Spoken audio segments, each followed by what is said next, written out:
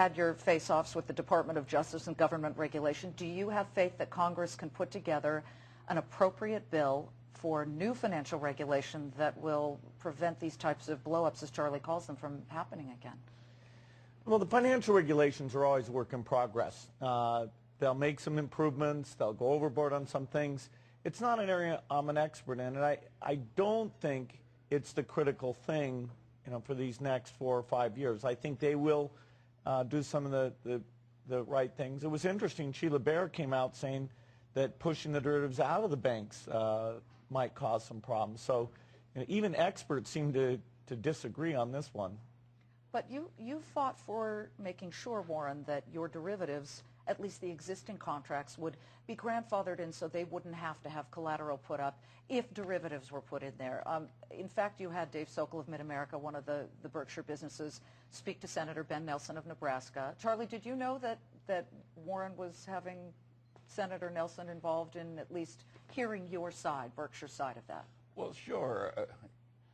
If you have an outstanding contract to buy a house for $1 million, and Congress says we're going to change the rules so that you have to pay $2 million for the same house, they're going to change the contract retroactively. Well, of course, that would get the attention of somebody like Warren. Of course, he doesn't like it. But it didn't. They stepped on his arrows. and the sanctity of contracts in addition. Yes, and the sanctity of contracts too. But they turned you down for now. No, the bill as written would not allow counterparties to demand collaterals. I understand it. Now, it's 1,500 and some pages, and I haven't read it completely. But what it would do, it was allow the Secretary of the Treasury and or a commission, I believe, to change the rules retroactively on contracts. We say that's okay with us as long as the difference in the value between having a collateralized and uncollateralized contract would be paid. Otherwise, it would be a windfall for the Wall Street firm on the other side. Charlie, Goldman Sachs, Warren absolutely feels they did nothing illegal. You said that you would have voted with the two members of the SEC who said don't bring SEC charges against Goldman Sachs. Yet, you also said it's hard to find enormous social utility in what Goldman Sachs was dealing in. What did you mean by that? Well, a big derivative book. The idea that if there's $30 million worth of some security outstanding, you can create a derivative contract so that you artificially create $500 billion of the derivative. It's just crazy. It would be as though I could go around Omaha buying insurance on other people's lives, having no other connection with them except I wanted to gamble on hoping they would soon be dead. What? I don't let them buy insurance on my life. No. In Los Angeles, there were two old ladies that would pick up people in Skid Row and buy life insurance on them and then run them down in alleys and hit-run accidents.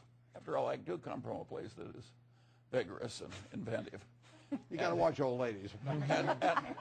But there's no reason why two old ladies should be allowed to buy life insurance on people in Skid Row, and Wall Street has created something that's very similar to this, and it has the same sort of disutility. So what do we need to do, Charlie, with this legislation if it comes out and is being crafted right now?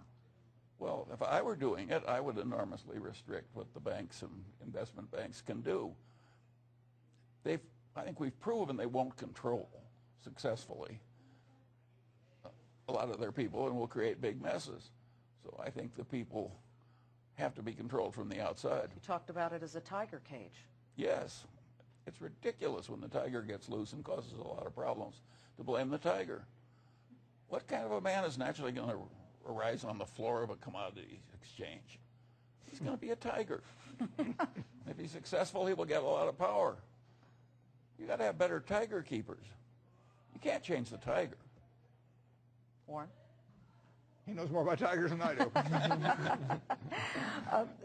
You spoke very vituperatively about a lot of things too, but you also talked about how you were very interested in the too big to fail concept. Should that be entirely eliminated, Warren? We can't eliminate it, unfortunately. I mean, even if you have a clearinghouse, the clearinghouse then becomes too big to fail. If you have lots of interconnected transactions in a huge financial society, you're going to have some institutions that are too big to fail. It may drive people crazy and drive me crazy, but Freddie and Fannie, were created by Congress. They were too big to fail. Congress created them. And Congress regulated them. Yeah, and Congress regulated them, and they're still around. And Congress doesn't know what to do with them, but they are too big to fail. They know that. So it's very hard to get too big to fail. I would like to make it too painful to fail for the people that run these places. And the CEOs of the places that turned out to be too big to fail and their boards, none of them have really gotten killed by what's happened. And the shareholders have gotten killed. I mean, anybody thinks there's moral risk with the shareholders of somebody that owned WAMU or Citigroup or you name it, AIG. There's no moral hazard there. But the managers, they have not changed the rules in terms of what happens on the downside with the managers. And you've got to change incentives to change behavior. Well, Bill, in the technology world, compensation is dealt with in a completely different way, isn't it?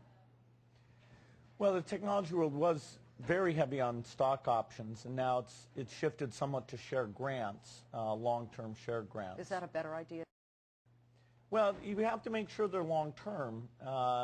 Otherwise, you get executives thinking about the stock price and the quarterly earnings in a fairly big way.